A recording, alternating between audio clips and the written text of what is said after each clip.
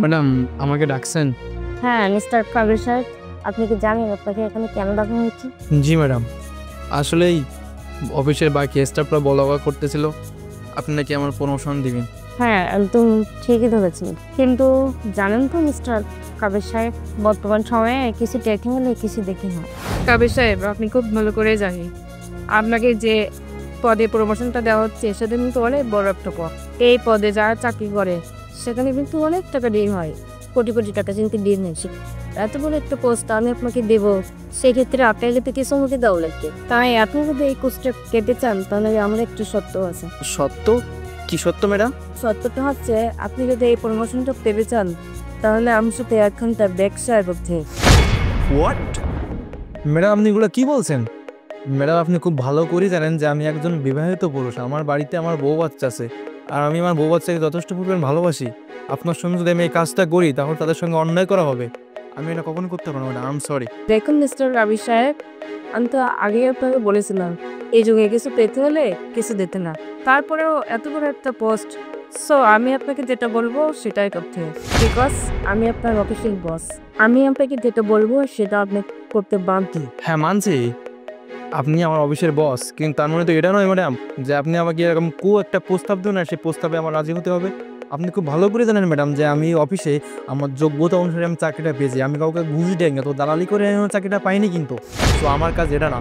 আপনি আমার যে কাজটা আমাকে সেই কাজটা করতে বলেন, আমি যথারীতি করতে কাজটা বাধ্য হবে, কিন্তু আপনি আমাকে যে কাজটা এখন করতে বলছেন কাজটা আমি কখনোই করতে পারবো না। আর ম্যাডাম, আপনি একজন অফিসের বস হয়ে এরকম একটা কথা কীভাবে বলতে পারেন? আপনি একটা সামান্য প্রমোশনের জন্য আপনি আমাকে এত একটা বাজে প্রস্তাব দিচ্ছেন, আপনার দিদি কি একটু পাচ্ছে না ম্যাডাম? মিস্টার কাবির সাহেব, আপনি একে বলে যাচ্ছেন যে আমি আপনার অফিসের বস। আপনি যে আমার সাথে সাউথ করে কথা বলছেন, এর জন্য কিন্তু আপনি চাকরিটাও চলে যেতে পারেন।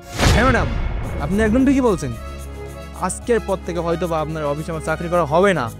আর আমি এটাও ভুলে যাইনি যে আপনি আমার বস। আমি ভালো করে বুঝতে পারছি ম্যাডাম, চাকরিটা আমার করা হবে না। কিন্তু যাওয়ার আগে কিছু কথা বলে যাই, এই অফিসে না আমারও চাকরি করার ইচ্ছে নাই।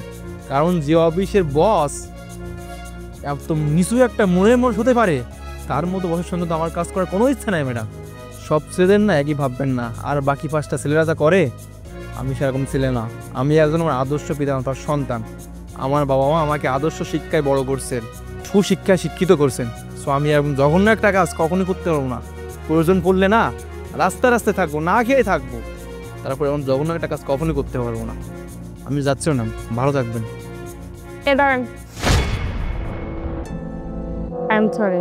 দেখুন, আমি আপনাকে কোনদিনই চলে উঠছি। একবার আপনাকে যা যা করেছিলাম সেটি একটু না দিচ্ছিল। নাটক? মানে কিসের নাটক ম্যাডাম, বুঝলাম না। আপনি কিন্তু জানেন আমি আপনাকে যে পোস্টটা দিচ্ছি সেটা কিন্তু অনেক বড় একটা পোস্ট। এই পোস্টে যে বডি দেয় তার সততা কেমন, আসলে সেটাই যাচাই করার জন্য আমি এতক্ষণ করেছিলাম। কারণ এখানে তো যে কোনো মানুষকে দেওয়া হবে না, যার সততা আছে এটা শুধু তার জন্য চেয়ার। সো আপনাদের একটা পরীক্ষা দিচ্ছিলাম এতক্ষণ, আপনি দিতে এই পরীক্ষায় ভালোভাবেই পাশ করে দিয়েছেন। এখন আমি বুঝতে পারছি এই চেয়ারটার জন্য অতিরিক্ত একটা আপনি এই প্রবাসনটা আমি আপনাকে দিচ্ছি এই কলসকেশ। আমি আপনাকে কী বা বলবো ম্যাডাম, আপনি তো সব নিজেই পরীক্ষা করলেন। সো আপনার কাছে মনে হয়েছে যে পোস্টের জন্য আমি একজন উপযুক্ত ব্যক্তি, তাহলে পোস্টটা আমি গ্রহণ করছি। আমি আমার দায়িত্বটা সঠিকভাবে পালন করব। ঠিক আছে, আপনি আপনার ডেস্ক করুন। জি ম্যাডাম।